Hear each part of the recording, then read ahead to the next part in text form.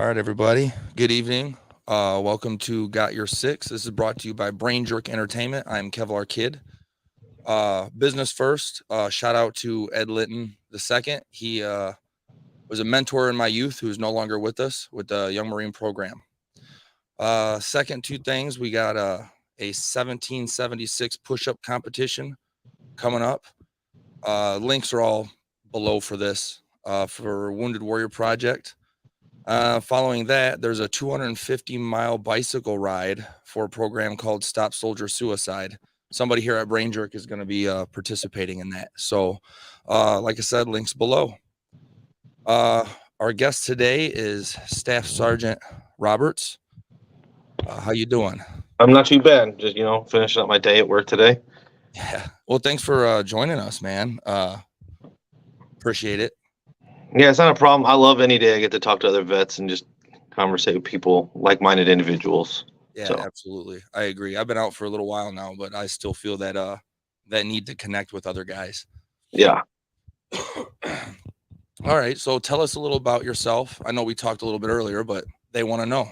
Yeah, I mean, fair. So I grew up in Downriver, lived everywhere from Ecorse to Lincoln Park to Taylor. I actually went through like K through 8 in Lincoln Park, Ecorse area, and then graduated high school in Taylor and Kennedy back in, 2008, a long time ago.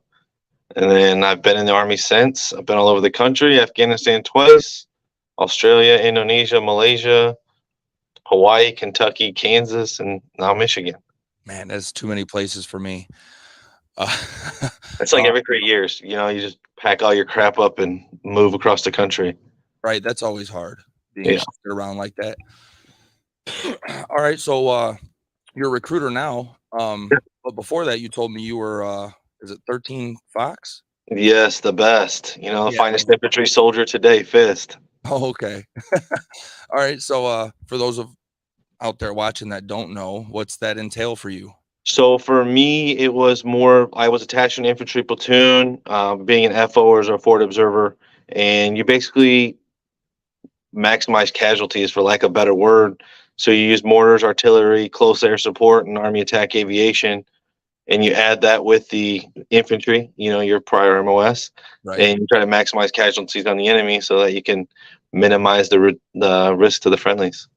Right. All right. Yeah. I dealt with some in my time, and we kind of joke back and forth. There's this rivalry between infantry and so-called fisters. Oh yeah.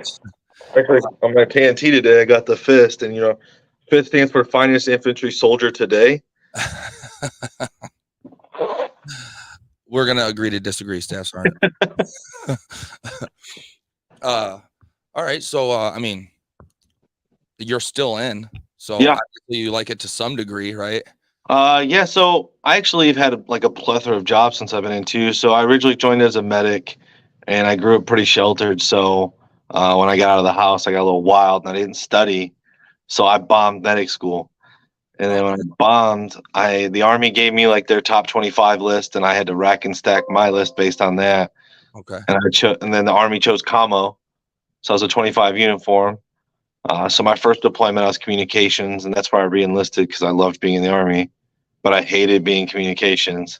So I switched to being a 13 Fox. Okay. And then I did that I was 2012. I became a permanent recruiter in 2022. And I've been doing it ever since. I love it here. Is this your preferred job now? Is recruiting? It's honestly, I miss the camaraderie of 13 Fox. Just like that bond, that brotherhood with your infantry counterparts, talking crap all the time. Like that's what I miss. But I don't know. There's just something special about helping like a 16, 17-year-old kid get out of a broken home or poor lifestyle choices and get into something they can actually set themselves up with. Right. So I mean, you hear a lot. How's recruitment numbers? Are we getting people signing up, or is it? We're doing well in my office. As well as be expected. But we just don't let it affect us. We just get out and talk to as many people as possible and tell people. I think our biggest hindrance, if we're just going to be honest, is prior service. And it's not like them being like bad role models or anything. It's just bad leadership experiences in the past. Oh yeah. and it kind of ruins it for future generations. Yeah, definitely. I had my fair share of what they call toxic leadership and all that. It's unfortunate, but I'm sure you run into it. Yeah, actually, I mean, we still do. It's just like any other company in the world. You have your bad leaders. It's just micro focus because we're such a small organization Right. compared to like McDonald's, where it's like 1 million people that work for them. Right. Right. Um, so I don't know if you saw the last episode, but I had some bikers on here from Bikers and Battle Buddies, and then oh, I forgot the name of it. Let me get out the coin they gave me. Bikes and Battle Buddies, and then Zero Duck 30. So should have remembered that. Zero Duck 30. I like that. Yeah, they do hunting free for vets to go out there and just Okay. build relationships. They were on here talking to me last week, and they gave me a coin and all that. It was pretty cool. It's what really got me going on this podcast, really. Yeah, so vet organizations. We have a good one up here. It's the Great Lakes Bay Vets Coalition. Okay.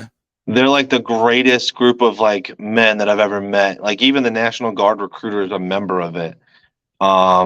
We did the Relay for Life. There we go. That's the organization. They did an event for them, and we went out there and supported it. We pulled a fire truck, a fully loaded like 7,000-pound fire truck. We had to pull with 7 people against the firefighters for time, and just watching them come out and do color guard and everything. It's like a huge deal up here. I love it. Okay. All right, man. They get you doing that out in the. That's crazy because we had to push like LMTV over hills and stuff. Yeah. Yeah. What a miserable experience that can be.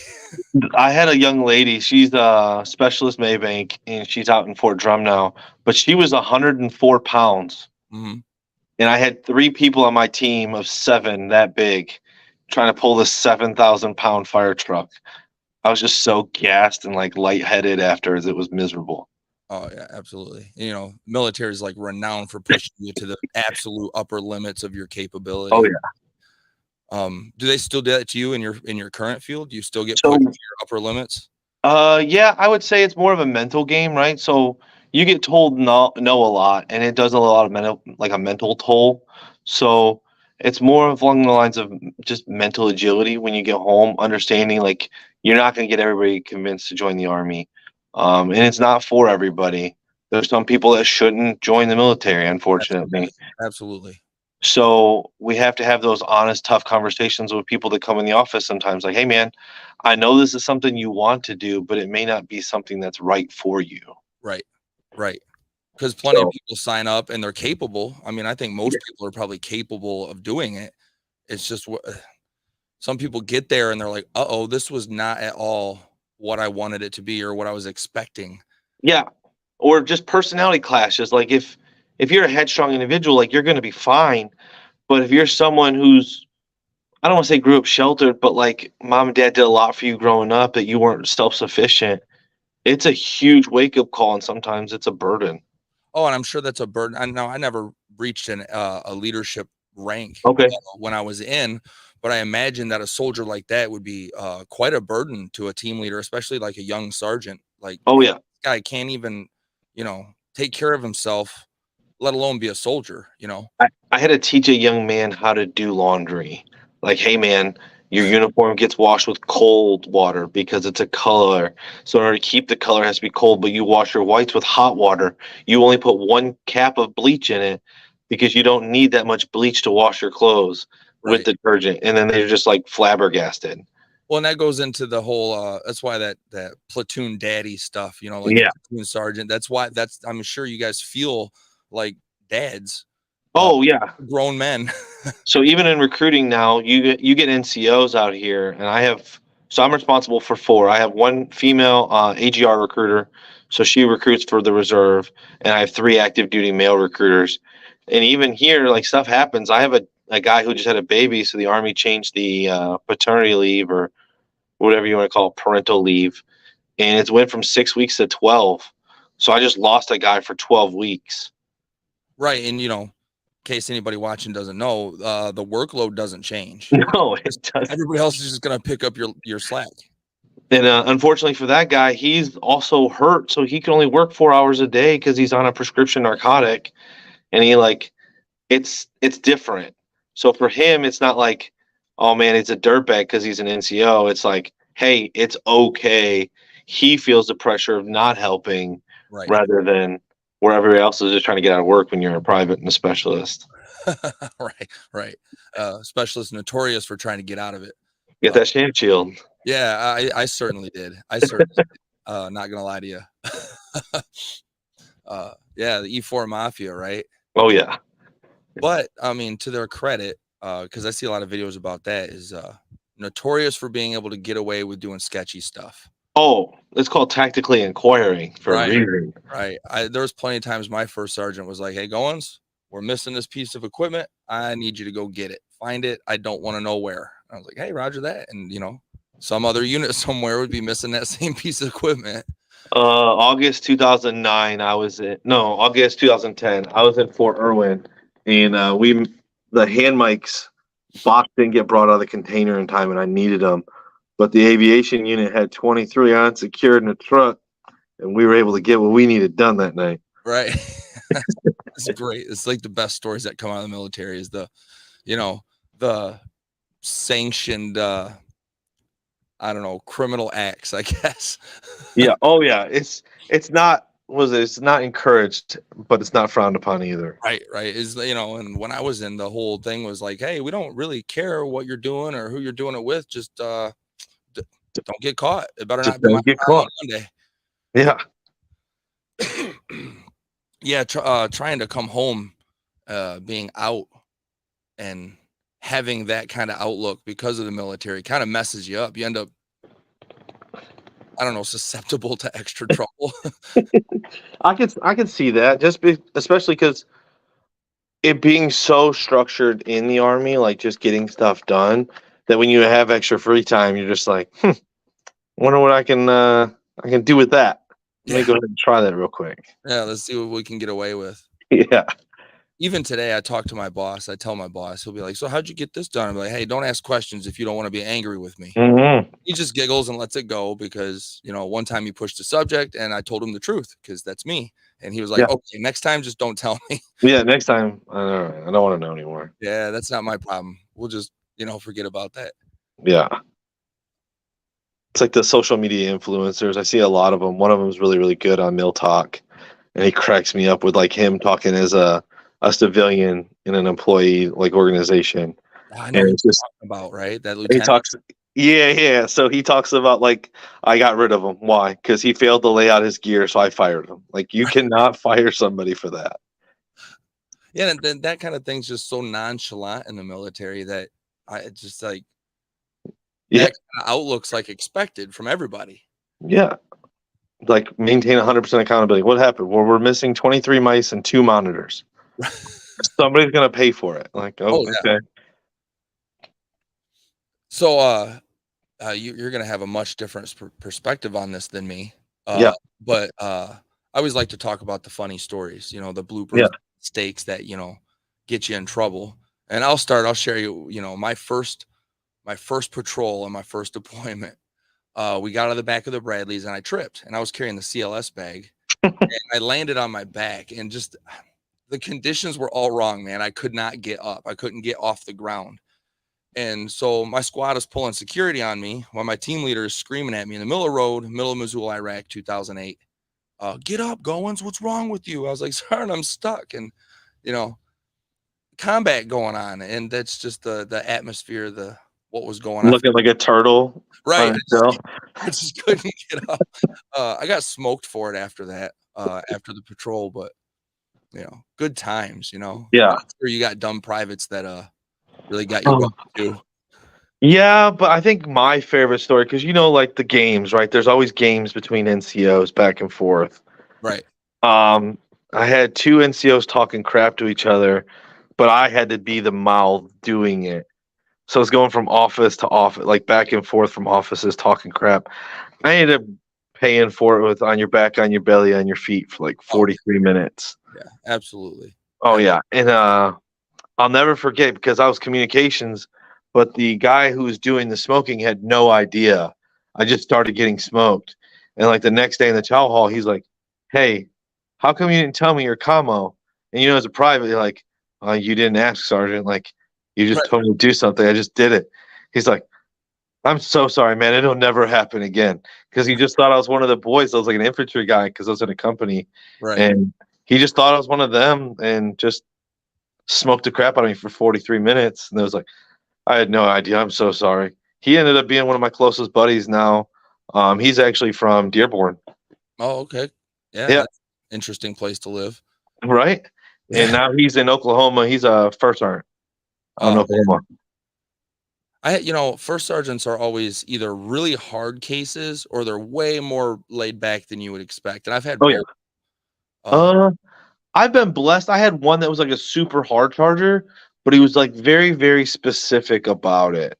And it was just like, hey, this is the go home criteria, boys. If we want to go home on time today, we need to get this done. And he would tell you at 6 o'clock.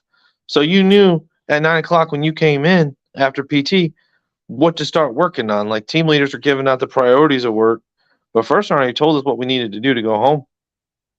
oh, see, you got lucky because my hard nosed first sergeant was like, we were just clueless. But when the shooting started, he was in it. Oh Uh, yeah. yeah, he wasn't busy in the Bradley shouting orders. He was usually in the mess. I fortunately never took contact. I've been deployed twice and I never took contact. First time I was a little fobbit, right? I got to stay with the green bean and chill.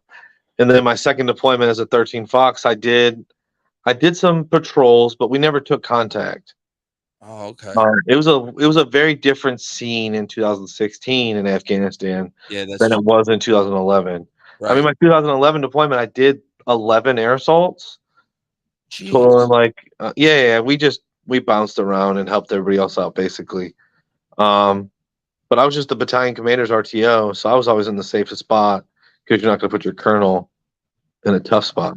Right, right, right. Because he's important and all that. Yeah, Uh, so I was in Mosul in 2008, my first deployment, and we worked with the Iraqi army and the Iraqi police. And I don't know if you know this, but up north, the Iraqi army is Kurdish. and they don't get along with the. No, Yeah, no, we witnessed plenty of firefights between them. I mean, open, like they knew who each other. They knew those are good guys over there, but yeah. they just start shooting at each other. And It's half just the time we were like, guys, we're kind of in the middle of something here. I could see that. So on my first deployment in Afghanistan, we had the ANCOP, the ANP, so Afghan National Civil Order Police, the Afghan National Police, the Afghan Local Police, the ANA, so the National Army, and then the Afghan National Army Special Forces, all in our area. Holy cow. And none of those guys talk to each other really. They don't talk within the same unit. Right. So, people watching, you can just guess how hectic it was trying to work with an army so disorganized. Especially when one speaks Pari like Dari, one speaks Pashto, and then the other one doesn't speak either of them, and you're just like, "Come on, guys, give us a little bit of a break here." Right. Right. Uh, one thing I learned about the Iraqi army over there where I was at is they were like geniuses when it comes to fixing things without the proper equipment. I broke an iPod and this dude fixed it with the foil from a gum wrapper, and it worked the rest of my deployment. They also, I don't understand their maintenance on vehicles in Afghanistan, but like they're never broke down long. No, they just get them running. Yeah, they get them running. There's like Toyota Corollas everywhere, just white Toyota Corollas with California plates. It doesn't make any sense, but I would say, well, my first deployment, I would see upwards of 20 to 30 a day. Oh, geez. Yeah. Yeah. I remember that because I want to say there were opals and they're orange and white ones just all over the place. Yeah. It was every other car. And the worst part was we'd be like, hey, we're on the eyes out for a purple opal. Well, that day you'd see 40 of them for some reason. Yeah. The Bolo comes out and like, hey, Yeah. we got an HVT coming through the AO. Bolo, white Toyota Corolla, California plates. You're like, way describes 75% of the vehicles in the country. Well, thanks a lot, guy. Yeah. Could you be? Do we have the license plate number? Stand by. Yeah, stand by. Nope, we ain't got that. No. We know he's in a white one. He's got a beard. Great. All Muslims have a beard. Yeah, right. So, I mean, I never went to Afghanistan. Yeah. So I'm sure the culture is different, but that now that I'm getting older, I'm kind of separated from it. I really appreciate their culture now. Yeah. So they're super family oriented and they're like the hardest working people that survive with less than us. They're very like minimalistic and it's like family oriented. Yeah, And they have a love for each other that you don't really see in the States. no, I would even say it's not that bad in like the Philippines. It was really close too. Oh yeah? It was like a really strong brotherhood. I was there for 30 days and we trained them how to be 13 foxes. Okay, for 30 days. For 30 days. Like we took them through, well, I mean 13 fox AIT is only like 42 days. Oh, okay. So it's like they got most of it besides the live fire. And I would say that they were super close. They gave us their PT shirts. Like we didn't ask for nothing. They were just willing to give us whatever, like as a token of appreciation for even training. And it was just a lot closer. Everybody seemed to be in a hurry there, kind of like here, like three buses going deep on a 2-lane road. Like, yeah, driving down the middle lane, like the road, the lines. Yeah. They'd park a bus right between the two cars. Yikes. Yeah, it was skeptic, but everybody just seemed really close. Yeah. I don't even know where that stems from. I've always been curious. Is like, why do they love the random person on the road?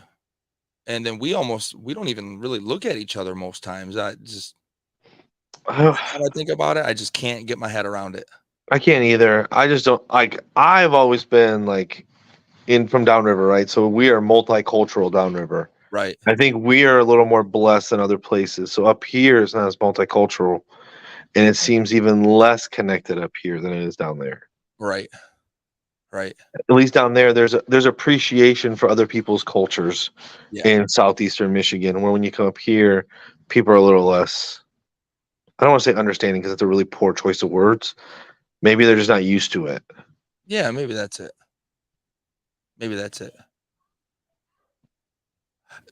I like their food. The first time I had it though, it cleaned me out. What they call it? Dysentery. Yeah. Yeah, it was great. I had a falafel, fantastic, but I regretted eating that for sure. We had a goat on one of our air assaults. We paid the owner like $20 American. It's like 400 denarii in Afghanistan, so it was like a lot of money for them. The goat was walking 1 minute. An hour later, it's on my plate with homemade like foot tortillas and goat. It was just so good. You said foot tortillas? Yeah, we call it Afghan foot bread because it's got like sand and everything in it, and they make it with their feet. Yeah, we had foot bread too. I just never really foot tortillas. Yeah, it was good though. Like I had, it was some of the best food I've ever had. Indonesia was the same. Okay, just eating some Indonesian culture food. The Philippines, I think it was rat. I'm not gonna lie, I refuse to eat it. When your burger, they're calling it like a deluxe burger, but it's like the size of a White Castle patty. I'm not trusting it. No, I don't think I would either. And then there's some places in the world where they'll just eat whatever. Oh yeah, not doing it. Can't trust it. No. Man, so 2 deployments and you got lucky enough not to get blown up or shot at. I'm kind of jealous, to be honest. I mean, yeah. So it was really weird. So we were strong pointed on top of a roof, and first platoon was getting shot at, but the insurgents were in a wadi about 200 meters south of them, and we're in a lower defilade than them. So the rounds were impacting our wall. We just got below the little half wall, and we were fine. Oh, okay. Oh, that's. So I mean, we took the indirect, right? Yeah. But that's it. Okay. it's different, right? So the first deployment, you're like, oh my gosh, I want to get into it. I want to get into it. I want to get into it. And then you kind of get shot at and you're just like, all right, that's cool. I don't want it to happen again if that's Yeah, that's okay. the birds. I'm good. Yeah. I There's a heard the lot little to do. snap, the little snap that you hear. Yeah. I was like, all right, I'm good. I heard it. Like, I'm done. I'm okay. That doesn't have to happen ever again. Yeah. My first firefight is when I started smoking cigarettes. Yeah. Actually, I started dipping in high school. Well, It was, yeah, not the smart choice. I did it for 16 years. I just quit like 2 years ago. congrats, man. Good Yeah, job. I vape now. It's worse. Oh, don't tell the other guys that. They might give you some hell. Yeah. Man. So how has the culture in the Army changed? I know it's like an ever-changing organization. So for when I first joined, there was a lot of like smoking, right? Right. But I mean, obviously we didn't appreciate that tough love. Right. Like, hey, you could talk to me like a grown man, and I'm gonna talk to you like a grown man. So I tried to implement that, and I did very well for the most part. I had to do laying down a little scunion every once in a while, but otherwise, just talking to people like grown men and women seemed to work for me. It worked with my leadership style, my personality. So if I'm like yelling at you, you jacked up, Right. and it worked well. Like I think I've only recommended one soldier for UCMJ in my entire career Nice. in Now 15 years. yeah, I mean, some NCOs hand that stuff out, Yeah, I they're mean, kinda looking for a reason to. yeah, I think just talking to people like, hey man, this is why what you did was wrong. Right. I needed you here at this time because you could have completed it by this time and we could have all worked on this together. But since you were late to that and then couldn't participate in this, now I have to be here an extra 2 hours because we missed you. Right. And they're just like, oh man, Oh yeah, I didn't think of it like that. I would wake up getting yelled at and stuff sometimes when I was in. Oh, Not yeah. even sure what happened, just being yelled at. I actually So had a leader like that when I was a sergeant. A staff sergeant yelled at me like that. that's wild. Like I don't really see. I mean, Like NCOs aren't supposed to yell at each other. We're supposed to take each other out back and have a conversation. right? And it's supposed to be like a kind of a hush hush. We can't Yeah. let the privates see what's going on here. Yeah, Uh, and it was nothing like I had control over. He changed his mind last minute but didn't put it out. And it was like he wanted me to be a mind reader. right? Nah, fam. That ain't me. No. When oh man, I lost my train of thought. It happens. Yeah, I know. A couple of too many TBI cases, right? Right? Overall, I had a good time and leadership. So I'm in charge of the Monroe County unit for Young Marines. Okay. And I don't know if you know what that is. It's a nonprofit. It's a nonprofit, like Civil Air Patrol kind of deal, but further. Yeah, similar to that. And we run from 8 to 18 in age. And I am not a hard-nosed leader. And for the first time in my life, I'm really actually leading people. And these happen to be little people. And I have found that yelling does not work. And No. I can just as easily explain to them how to be better and just telling, hey, right now you're outside your character. That's what's going on. So get yourself back together and you know the right thing. Let's do that. And I get way better responses out of them than I would if I yelled at them. Yeah, and I think it's got to be your personal touch. Yeah. I think that's what we lack or we don't teach in the regular Army. So in recruiting, we talk about like, listen, when you're talking to a young man or woman about joining the Army, use your personal touch. Like the reg tells you how or if they're able to go, but how you get from A to B doesn't have to be this specific way. It's not a linear process. Right.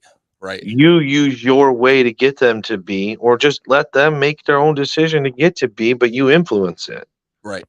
It's a lot. It's more I think about mentorship, right? Yeah, like was that Lean Six Sigma that the Army has kind of moved to with the mentorship process? Oh, that would be news to me. Yeah, it's more of like just mentorship instead of all right, next man up. It's more mentoring people and taking time because our two most important resources of any organization is people and time. Right. Yeah, absolutely. We don't have enough people, and we damn sure don't have enough time. No, Like, right. there's not enough hours in the day ever. Right. Yeah, agreed. Even in the civilian side, it's I'm so busy nowadays. Yeah, right. But it's like I think we all, especially when we're busy, right? We don't take the time out for ourselves. We don't do time management well so that we can give ourselves a break. Because if we leave ourselves an hour of time for ourselves, we try to plug it in with something to do something for somebody else. Yeah. Yeah. I mean, as a leader, what I've learned is that it's never about me. When I show up there on Tuesdays, it's never about me. All that's afterwards. Yeah. Because when I started, I told the parents and, my fellow volunteers, I was like, hey, look, I don't want kids that are like, not that we wouldn't accept them or want them as part of the program, but I kind of want broken home children who need guidance as Yeah. opposed to somebody who doesn't necessarily, they kind of got it figured out. And I mean, I agree with it and I don't at the same time because I would say a lot of homes or a lot of kids that appear to have good homes are not. I think as a culture, we've gotten more in like hiding it Yeah. than just like in the past where you would just be like, all right, hey, don't go over his house. His dad's Right. kind of out of it. It's Right. not like that anymore. Everybody hides it a lot better. So I don't think you would see like what we would see when we were growing up as a broken home. I don't think you see it as much anymore because we're way better at hiding it behind closed doors so we don't get judged. Which is like a shame. We're so judgmental towards each other that like you're just kind of wallowing in your own misery trying to deal with what you're dealing with. Yep. Uh yeah, I mean, if anything, we should be more open, especially, I mean, going back to the military is like one thing I was raised in the military on was like suck it up, drink water, like Suck it up, buttercup. yeah, just deal with it. What are you doing? And that's like a really good way. I mean, I'm sure it contributes in some way to, the veteran suicide thing is we're just taught and trained to just deal with it, suck it up and hide it and squish it down. And then one I day agree. against your will, it comes out. I also agree to that. I also think we did like leaders have already acknowledged it, so I'm not like putting anything new out. But we did a really bad job initially with just saying, "Hey, it's okay to get help." Yeah. And now, like you don't get to see it, but now like it is okay. It's like encouraged. Hey, go. You're having a tough time. Go talk to this person. And I read a story somewhere, and it talked about a sergeant major every Wednesday at 2 o'clock would go to the behavioral health clinic. We don't call it mental health in the Army, we call it behavioral health. Right. Right. So he would go to the clinic and go inside the office with the counselor, and he would just sit there and play games on his phone for an hour. And the counselor was like, "Hey, like, if you want, you can talk to me." He's like, "No, I'm okay. I just want my soldiers to understand, like, it's okay to come here because they see me coming here and sitting here." That is so awesome to hear that the military is doing that, or at least the Army, uh, Yeah. because that just was not a thing. If you were having behavioral health issues, it was almost like, you're just a dirtbag now. I think it's self-inflicted too, because we also would be scared to get help if we know, like, oh my gosh, I need it really bad. But then you're like, I don't want to be the dirtbag in the squad. Right. I don't wanna be the It's self-inflicted a little yeah, bit it's too. it's just I'm so happy that's something that's been improving. Oh Uh, yeah, I would say that a lot of you veteran organizations are the reason it's changing, right? Like brothers looking out for brothers and sisters looking out for each other. I think that's made like positive changes. And to be honest, Congress has basically said enough is enough. We need more. see, that's awesome. See, I don't keep in touch with all that because when I got out, I was really attached to the military Yeah. and I had like anger issues and I lashed out at people close to me and it took me so long to finally like open up and talk to somebody about it, like what I was trying to fight with and it sounds ridiculous, I guess, because we get preached at about it, just open up and talk to somebody. And sure Yeah. enough, I finally do. And it kind of eased things up and I started getting a little better. And But then how did that breath of fresh air when you left the first time talking to that person? oh, How did that feel? it was crazy. I don't know, it was almost like the stab wound healed up a little. It's like It's like that first, like when you're holding your breath and you're doing the dive, like to grab the brick off the deep end, and you're like panicking as you get to the top, but then you press that water and you're just like, Oh it yeah. just feels so much better. Yes. Yes, definitely. That's like exactly what I imagine. Like finally, when somebody is just willing to have that conversation, it's like that first deep breath of air that felt great Yeah, because you can see it. it took me so long. It took me, oh God, at least 5 years after being out and struggling and like really just ruining relationships and messing up jobs because I just couldn't keep it together long enough. Mm-hmm. And then finally I start talking about it. And then since then, my life has been on like a steady incline. I'm more in control of myself because that's something that I lacked for a long time with self-control. If you made me mad, it was going to be a problem, you know? Yeah. Um, but now after years of, pushing that and forcing the army away from me, I kind of, I can look back on it and it's a little different now. Doesn't hurt as bad. I can talk about it. You feel comfortable talking about it for once. Yeah. And I mean, for me, the biggest thing, and I preach this to young Marines all the time, is self-control, especially being a man or a person in leadership, is that you have to be in control of yourself or you'll never succeed. I have 3 kids, so 2 sons and a daughter, and that's one thing we talk about. Like, listen, don't just get mad and storm out. Come back here. Like, we're Right. gonna have this. We're gonna slow this down. What did you get upset? Because you're obviously upset. Why didn't you stop and say, "Hey, Dad, I'm upset because of this," or "I didn't like it when you said this." Right. Because if we can open up the communication, we can slow everything down, and I think we can all communicate better. I think that's the number one problem. Absolutely. It's I just agree. communicating. I agree wholeheartedly, man. Yeah, this whole thing, this part of our culture here in the States is that we just bottle everything up and it's It, like the worst thing we could do. it's like what that Dax, the "Be a Man" song Yeah. on TikTok. Like that's it. That's like the army in a nutshell, right? Like hold it all in until it's too late. Yeah. And, if I'm being honest, it was almost too late for me a couple of times. I mean, at least a handful. Um, but, thank God that I'm still here because I was not kind to myself by any stretch. And I wouldn't wish that on anybody, but I know I'm not the only one who got out and just went through all this hell. And that's why it's part of the reason why we got a show called Got Your Six is because I don't want guys getting out to feel that way and to be a part of that. And so I just want all the vets out there watching Got Your Six. You can come see me anytime. I had a first time in Hawaii.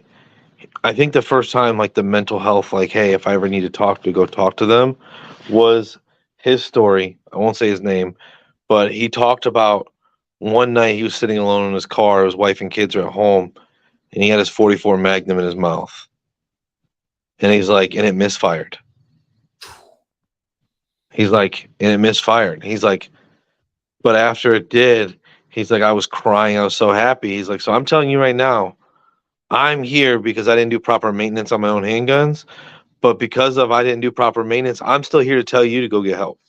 Right. It's okay. I got help. And I'm still here. And I was just like, damn, like that's just powerful. It is. It Like is. just hearing someone's story like that, you just felt like the whole mood change where everybody was just like, damn. And then he was like, hey, I'm up here. You got questions, come talk to me. It's really awesome. It's one thing to hear, somebody who was a specialist in an army say it, but to hear somebody like a first sergeant, because they Yep, got clout wherever they do. And you um, demand respect with that rank. right, exactly. And you ain't even got to be a great guy, but you got that star on your chevrons and you're like God to some of these younger soldiers. Yeah. So to hear somebody, of that position say things like that, what a great leader Yeah. to expose his heart like that and say things like that. Easily one of the best first sergeants I've ever had in my career. Like I said, I've been blessed. I had just one bad leader who's a staff sergeant, but everybody else was awesome. I mostly had good leaders too. A few that I probably wouldn't want to hang out with anymore, but for the most part, I had pretty good. Same.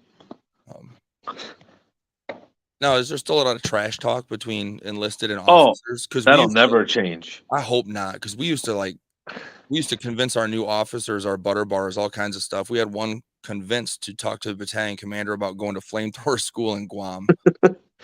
It's like that same influencer. He just always does it to himself, and he makes the scenarios. Those are still happening. Like those are real scenarios that we mess with those lieutenants on. I'm so happy that it hasn't Yeah. changed because that's like But one of we the also things I mess with the really new enjoy. private the same way. Oh yeah, yeah, Yeah. Like a box of grit squares. yep.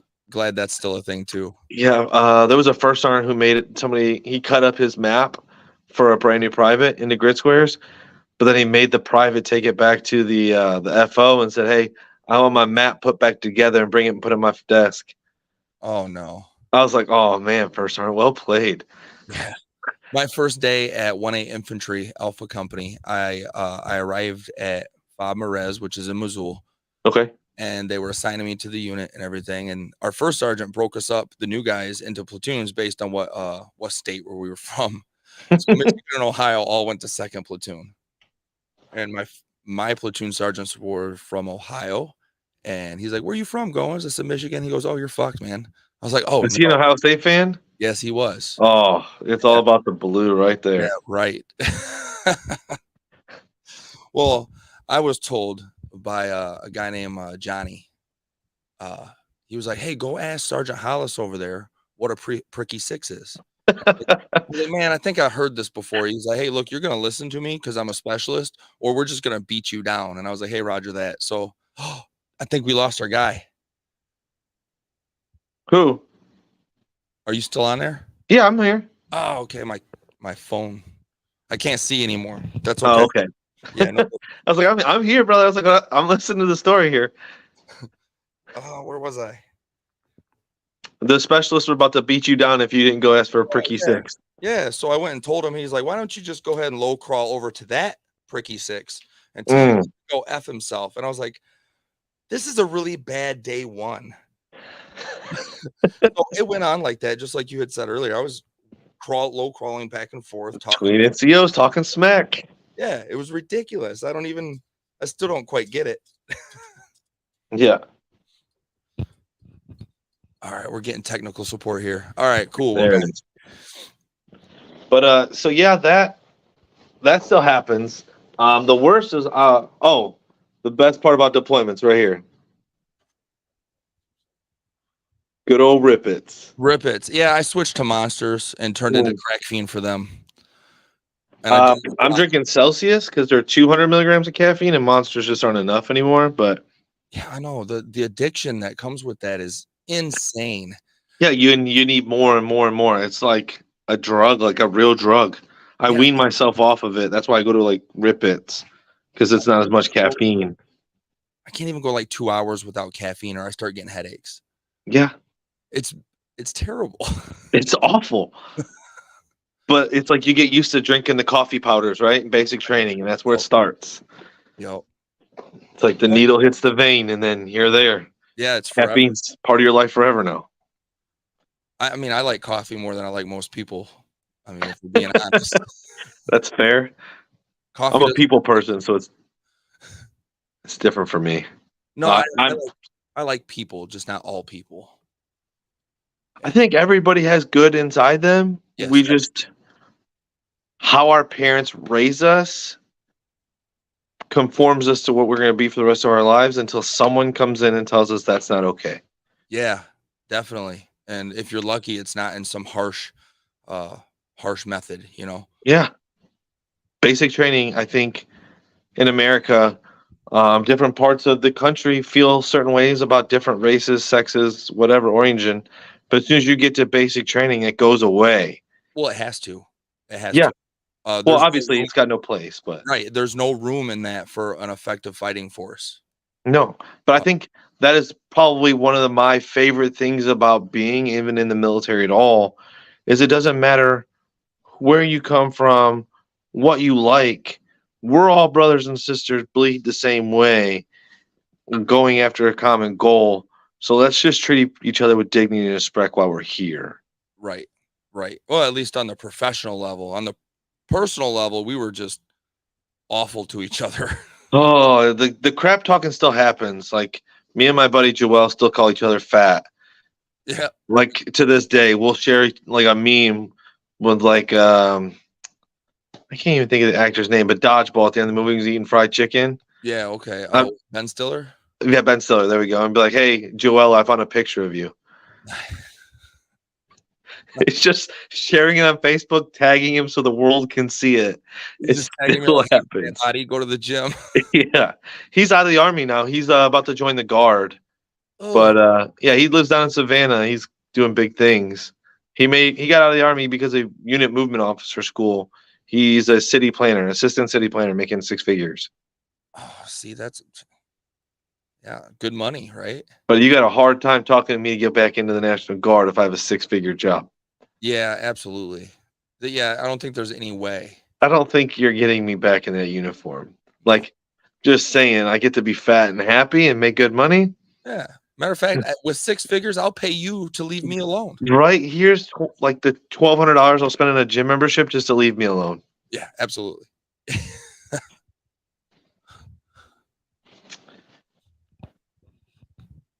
So, I still miss it sometimes. The army, I do, because when I got out, I intended to stay because they were kind of dangling E5 over me. And that was enticing, but I'm not sure they would have ever went for that. That was just to try to get me to stay. But then my mama, she called and she was like, "Hey, I want you to just come home." And I was like, "Yeah, okay, I'll come home." Moms know how to do it, man. As soon as they pull the heartstring a little bit, like I was like in recruiting school, and I was like, oh, I want to go to Florida, California, like somewhere I haven't been yet. Like, let me get stationed somewhere warm. My mom's like, can you try to get Michigan? And I was like, yeah, mom, I'll put it as like number 2. Yeah. I mean, It was on the list. You're getting it. If Michigan in recruiting school, if anybody's listening that goes to recruiting school for the Army, if you put Great Lakes Recruiting Battalion in your top 3, I'll see you soon. the one time they actually listened to that list. I'm telling you, and recruit, like, because I don't want to say nobody wants to come to Michigan to recruit, but there's certain states that we want to. North, South Carolina, Yeah. Georgia, Florida, Alabama, Mississippi, Texas. Like that sweet spot down there. It's 2nd Brigade for recruiting. We call it a walk-in market. You call it a walk-in market? Yeah, because there's I don't want to say there's no patriotism in Michigan, but the calling to serve is not there like it used to be. Which is crazy because when the Civil War started, Michigan was the first to send troops. Yeah. So my graduating class, 14 of us joined the Army. I can't get more than 2 out of 1 high school now. Really? Yeah. Ouch. Huh. Well, the military's gained quite the reputation. But there's one thing I was looking into because I'm glad you said that. We gained a reputation, right? So I was looking up. There's 270 million people in the United States, right? Mm-hmm. The Army is comprised with active duty, the reserve component, National Guard, somewhere around 830,000. So we are less than 1/270th of the United States population. True. So with those numbers, one bad egg spoils that bunch. It absolutely does. So one bad thing, like just one person being stupid, ruins it for everything because there's 269 million people looking at that one of the 270th. Right. Right. And you don't, just like the Army said, you don't want to be that guy. You don't want to be that guy. But it's weird. So even things I didn't know, like my recruiter probably told me, but there are so many resources while you're in that we don't use. Oh, yeah. Like I know about tuition assistance and you know about the GI Bill, right? Like we all know about it. It's all over the news. But there's a United Services military apprenticeship program that you can do while in. And it gives you credit. Like my job being a recruiter, I do things like marketing and public affairs. So I get credit for that. I'm a licensed Kindred counselor now. Huh. I have my journeyman's card. Hey, that's pretty awesome. My first sergeant, my second deployment first sergeant, he had 3 master's degrees. Yeah, I'm in school to be a history teacher. He'd been in for 22 years or something, and he just everywhere he went, every time he deployed, he just jumped into college classes and just never stopped going. Right? It's wild. Like, and besides college, it's like, what was something we were talking about the other day? I can't think of it now, but it was just like, did you know this before you came to recruiting? They're just like, no, because you get told when you're in your initial Army interview, right? You talk to a recruiter the first time, it's like a fire hose of information. Oh yeah. Oh And yeah. you're just like, all you heard was, I get to shoot guns. I'm going. I get to go Right? do cool guy stuff. Yeah, I get to go do hood rat stuff with my friends. Like, I'm all about this life. Let me go do this. But all the information that you get told, you never action on it. So when you're in, you never do it. Right. Like truck drivers, if they're an 88 Mike in the Army or the Army Reserve, they just need to take their little paperwork over to Michigan State Secretary of State, pass the written test, and they have their CDL. See, I didn't know that either. You see what I'm saying? Like, it was told to you, like you weren't an 88 Mike, but somebody told you or told 88 Mike at the recruiting station. They just never did anything with it. Right. Well, I mean, your life gets so busy, it just escapes your mind. Or somebody, or it's just like you don't remember it, and people that were recruiters that aren't anymore are just like, I'm gonna take care of my people, but they just forget to tell, like, hey, dummy, I know you were told this. Go get this done. Take care of your future self. Absolutely. Absolutely. If there's, really loved being infantry, but it didn't have a whole lot of transferable skills. Right. So when I went into the workforce, I kind of started at like warehouses and things like that. Yeah. Can't say I would not be infantry, but it would have been beneficial to have a job that actually translated outside of, I know how to close with and destroy the enemy in close combat. Yeah, I would also say while in though too, doing those other little courses and like correspondence courses, doing Army schools, just to help yourself get out and set yourself up for success. Yes, I wish I would have had the foresight to do that when I was in, because at the time I was like, I'm busy. I'm doing soldier shit. Yeah, I don't want to worry about that. And I'm gonna go hang out with my buddies and go to the beach this weekend. right, or man, I might die tomorrow. What do I care about? Learning from somebody. Exactly. School setting. So because of that, like I really lost out at what the Army could have offered me while I was in. Even the 3.5 years that I was in, I could have benefited greatly. Exactly. Like, we do a really bad job at securing our own future. So I didn't know what I wanted to be when I grew up until about 2 years ago. I just started college. Oh man. 33 years old, and I found out at 31. I'm like, oh, I'm gonna be a history teacher in high school. That's what I want to do. I was going to school for history, to teach history. Actually, I stopped because my third kid was born. Because I had to make more money. So You're like, something's got to give. Yeah, I can't pursue school and then focus just on school without, my kids kind of Bring home some bacon. right. So I was like, you know what, I'll put it off. And luckily, I'm blessed enough to have found a job that I really, really enjoy, as nasty as it can be. What do you do? Oh, I'm a landfill gas tech. Yeah. So you vent it? Is it like venting? What's that? Is it like you venting the pile so it doesn't like combust? Well, okay, so the hill, this trash produces Yeah. methane, right?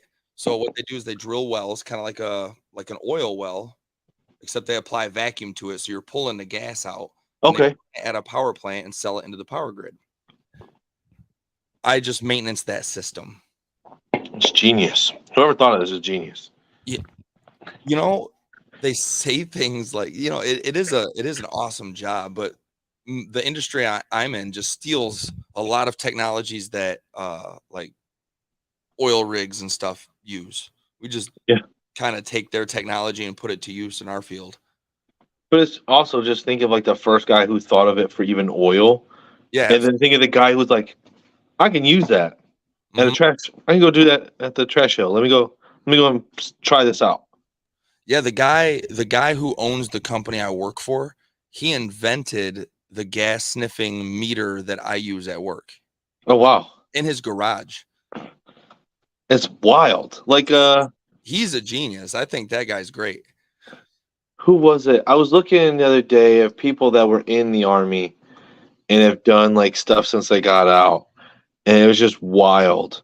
Or just historical figure that were in the military. Like Jimi Hendrix. Yep. I mean, he was a really bad soldier, though. Like, looking at it, he went AWOL 3 times and got 3 Article 15s. Well, you can't be a good soldier unless you have at least one Article 15, right? I haven't gotten one, right? Like I'm about to make Sergeant First Class, hopefully by October, and I don't have one yet. Oh man. Well, once you get Sergeant First Class, isn't it like taking an act of Congress to take your rank away? So that one people say that, right? Like all the time. Uh-huh. It's actually a full bird colonel. A Oh, full bird colonel can do it. well, I mean, Well, you're a full bird colonel not can take in Sergeant First real Class. trouble, so maybe when you Yeah. get your promotion, just go do some sketchy stuff. Catch an article. Oh, It'll make you mean, like I the could rest of us. just do a little one, not a big one. Yeah, just a little Article 15. Just a little guy. In recruiting, it's really easy though to get a big one. Oh, yeah, I can see. I mean, We're the face of the army to the human, to the American population. to the human population in the Yeah, United to the human population. But yeah, it's super easy to get yourself in trouble. It's also just super easy to stay good and paint inside the lines and not get in trouble. Yeah, I mean, especially as a recruiter, you should probably toe the line. Yeah. Oh, there's a gray in there somewhere. Yeah, probably not enough to stand in, I don't imagine. Oh, it's not. It's like a pinky toe can dip your toe in it a little bit, Well, I mean, no, that's what you get for being a recruiter. right? And so, do you have anything you want to share with people looking to join? I mean, this is possibly a pretty So decent I platform. tell everybody that you should talk to every branch. So I'm not the guy that's going to tell everybody, "Hey, man, the Army's going to need you." Right, Like, yeah, we need people, but I want people that want to be here. right, I right, want people that want. If I was to leave recruiting today, that when I go back to the formation, that those kids want to be there. right, right. Because They, there's w- nothing worse than a soldier who does not want to be in the game. yeah, if he doesn't want to be in the game, he's not going to try. His head's not going to be in it. If Mhm. he does try, it's going to be haphazard. So I want people who want to be here. So I'm never going to talk somebody into joining the Army, That's but I awesome. will educate you on everything. And I encourage you to talk to other branches and don't take just their word for it or my word for it. Get on Google. Reddit is not Google. Stay off of Reddit. Reddit's Get garbage. on Google. Get on the VA website and look at your entitlements. Like you got to pay for college. You know they pay for 14,000 a year for flight school if you want to be a pilot. No, I didn't know that either. It's wild. Like just get on the VA website and look at what your education entitlements are. Yeah, I'm gonna have to dig back through that. I'm not convinced I'm gonna leave this job. I think I'm in my career now, but it'd be fun to get a pilot's license for And then shits and giggles. right, get a little Cessna for the Yeah. weekend. Take the wife and kids to like Canada. No, they would not. They would not let me fly them anywhere. Yeah, I think honestly it's just get the information because there's no bad branch. I No, won't absolutely not. like we're allowed to talk about each other, but nobody in the civilian world is allowed to talk bad about us because they didn't serve. They didn't They put their don't feet in know. their boots. Yeah.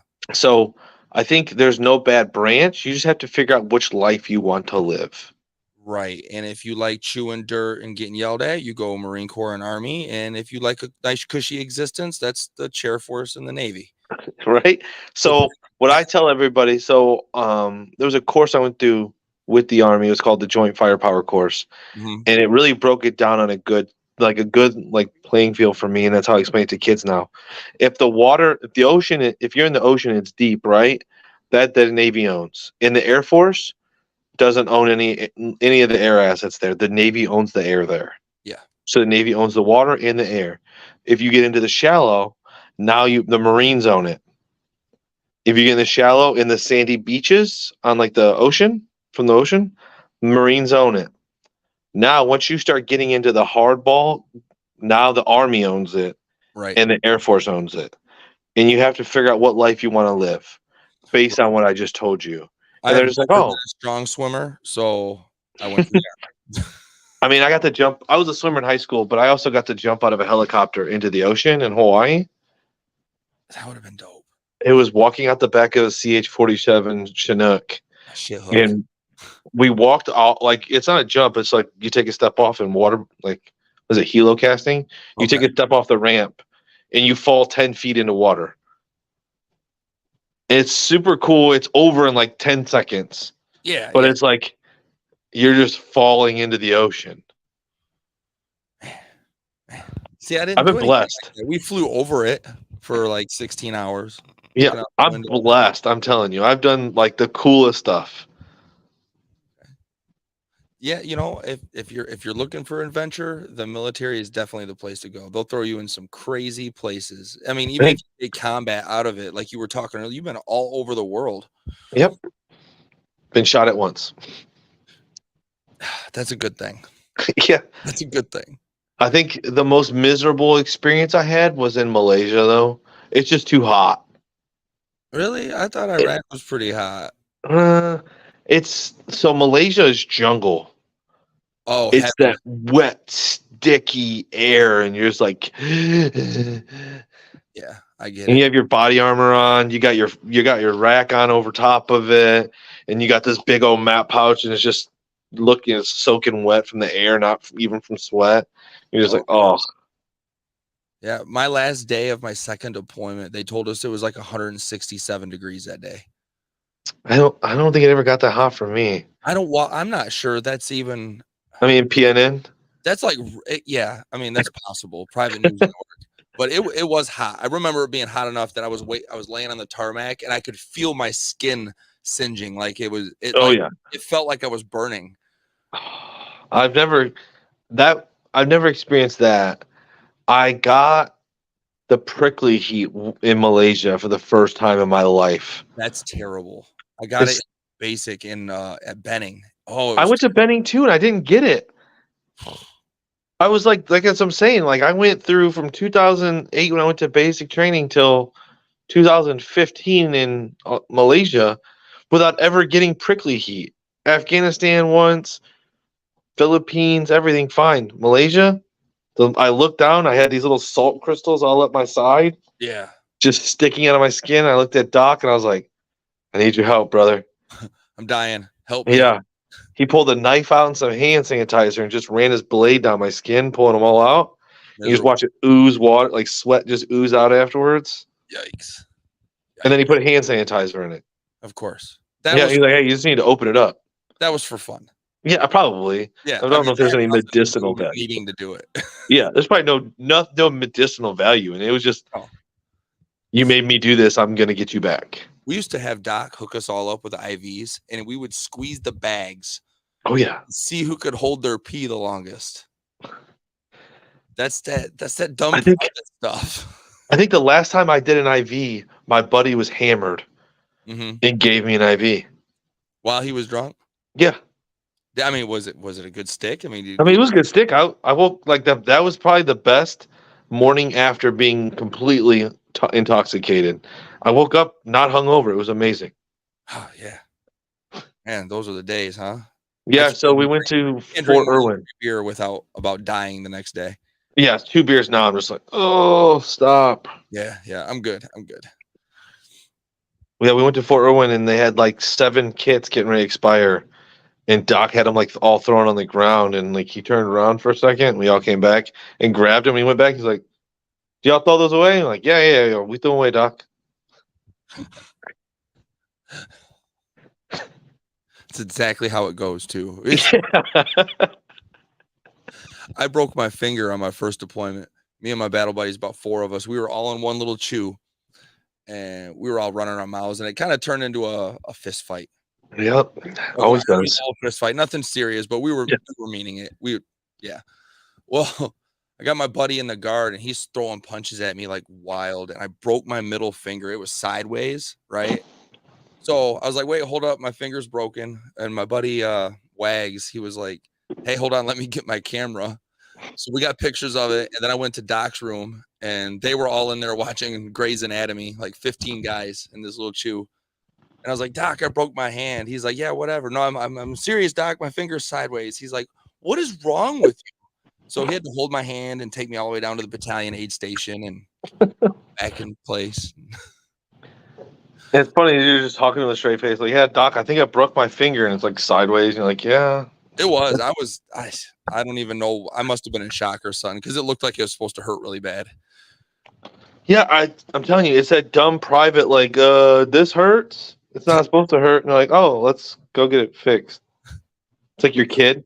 You like Yeah. look at him as soon as he falls, like, ha ha ha ha ha ha. If you Don't don't cry. panic, he won't panic. Yeah, right.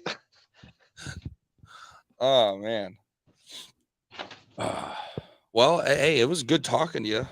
Yeah, Um, I enjoyed this actually. It's nice. Like I said, talking to vets is always my favorite. yeah, me too, man. And hey, reach out anytime.